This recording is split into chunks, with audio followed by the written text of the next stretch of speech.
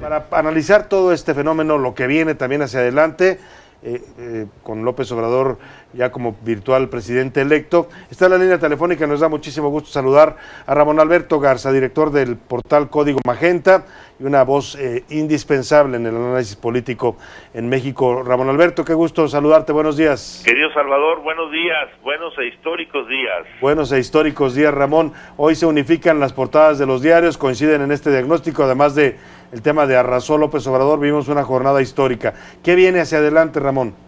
Bueno, yo creo que viene una enorme reconciliación. Creo que el discurso de anoche, el del hotel y también el de la plaza, tranquilizó mucho los ánimos.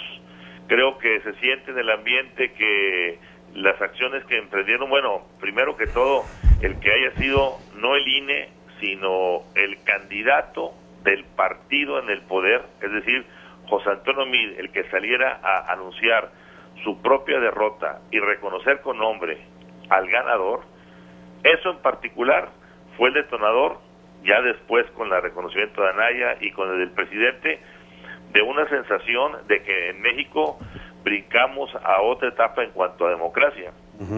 Yo creo, Salvador, ¿estás de acuerdo conmigo? Sí. A mí me ha tocado vivir 7 elecciones presidenciales y yo te digo, nunca imaginé irme antes de medianoche a la cama sabiendo que todo estaba en su lugar.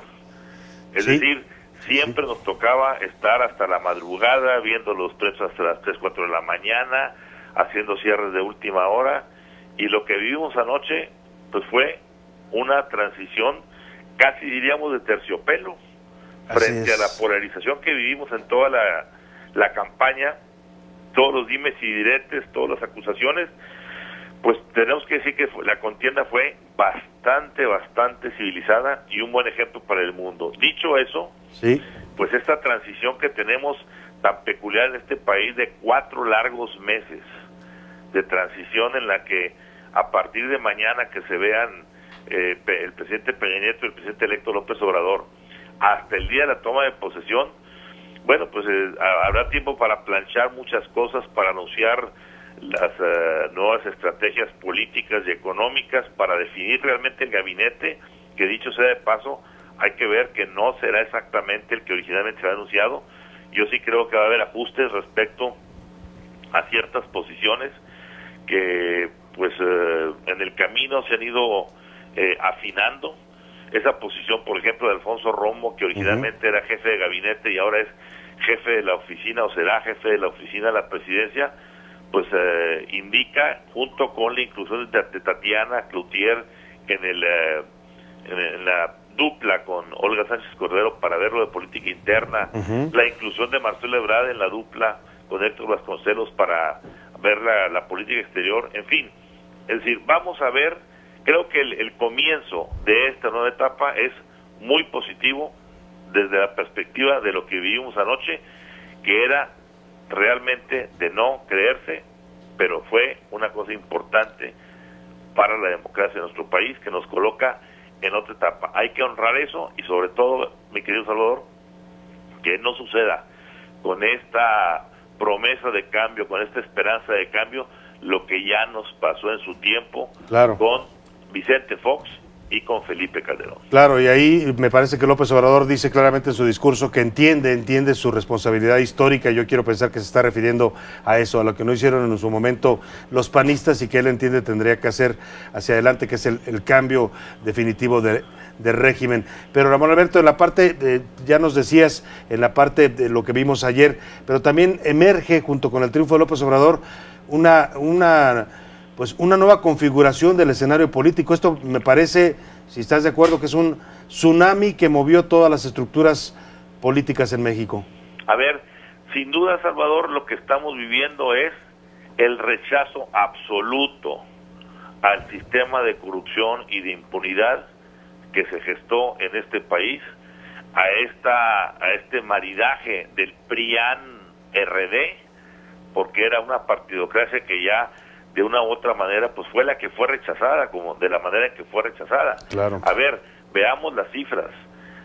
Si se confirman los números, López Obrador estará llegando básicamente con el triple de votos de los que alcanzó en su momento Carlos Salinas. con el doble de votos de lo que alcanzaron en su momento tanto Fox como Calderón, o con 10 millones de votos más de los que en su tiempo alcanzaron Zedillo o Peña Nieto. Es decir, hay un enorme bono democrático que más vale que López Obrador, y creo que sí, por su discurso que dio anoche se siente, lo entienda y lo capitalice.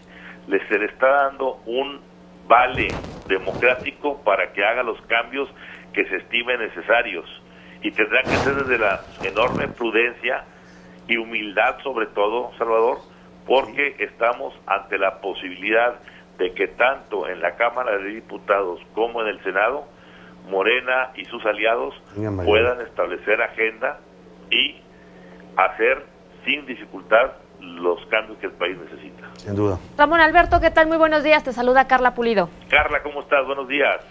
Oye, pese a la violencia que vivimos en estas elecciones, vimos una participación ciudadana impresionante. ¿Cómo crees que se pueda lograr que esta participación se mantenga en los próximos meses?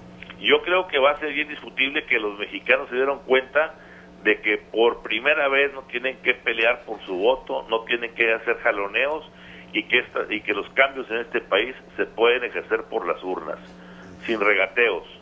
Esto va a dar un nuevo impulso a la democracia y va a hacer que realmente, ojalá que nuevas generaciones de rostros nuevos, fíjate cómo hay muchos rechazos a los rostros viejos, sí. Hay muchos rechazos a los apellidos reciclados.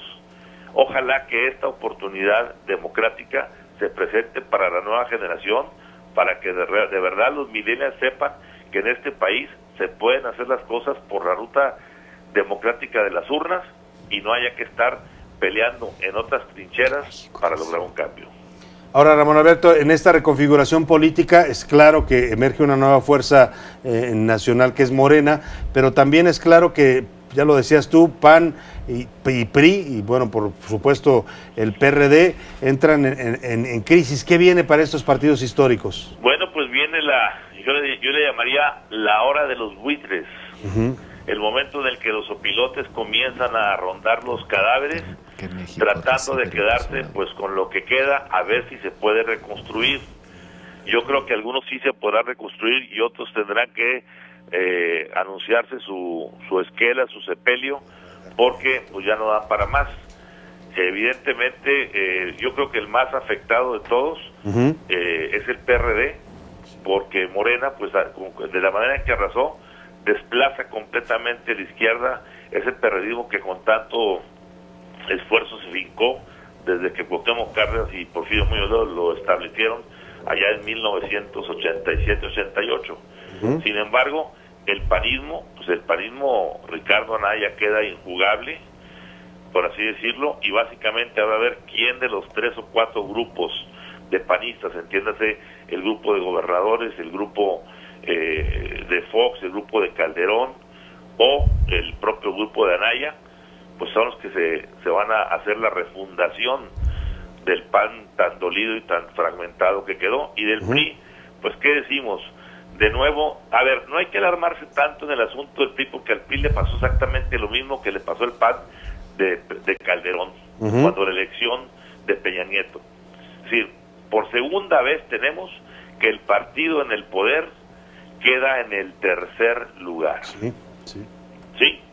Entonces, eso es una consecuencia de que se ejerció mal el poder. Como en su tiempo Calderón, con el sangriento sexenio que tuvo, el electorado le pagó con pobre votación, hoy al gobierno del presidente Peña Nieto le pagan también al PRI con una votación regateada. No es asunto solamente, o no es de MID quien cargó a sus espaldas un muerto difícil de cargar.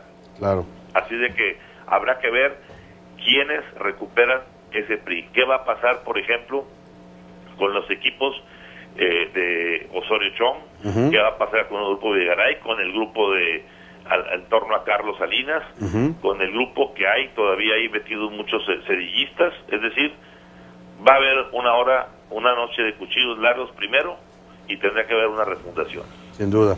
Ramón Alberto, lo saluda Alejandro Alfaro, buen día. Alejandro, buenos días, ¿cómo estás? Preguntarle qué México recibe Andrés Manuel López Obrador y qué tanto le ayudará esto, bueno, a cumplir las promesas de campaña y estas expectativas que están muy elevadas.